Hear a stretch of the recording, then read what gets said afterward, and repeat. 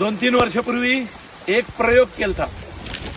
हे सफरचंदाचं झाड आहे. म्हणजे मुळशी तालुक्यात सफरचंद आजपर्यंत असा प्रयोग नाही झालेला, पण आम्ही असं केलं की सफरचंदाची काही झाडं आणून आमच्या वेगवेगळ्या शेतांमध्ये लावली होती. म्हणजे हा आमच्या गावातला खालचा भाग आहे जिथं आम्ही भातशेती करतो.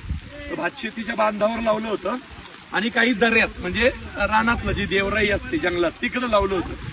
तर त्यातलं एक व्यवस्थित जगलं आणि टिकलं आणि मोठं झालंय.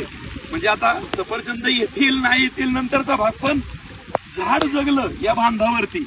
हा जो प्रयोग यशस्वी झाला तर काहीतरी एक वेगळा प्रयोग करण्याची नवीन इथं आमची एक आयडिया आहे.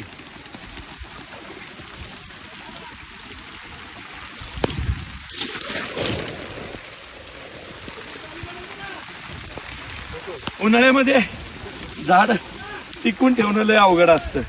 नियमित पाणी घालणं बिलणं म्हणजे माझं तसं येणं कमी असतं, पण वडीलच सगळीकडे करतात.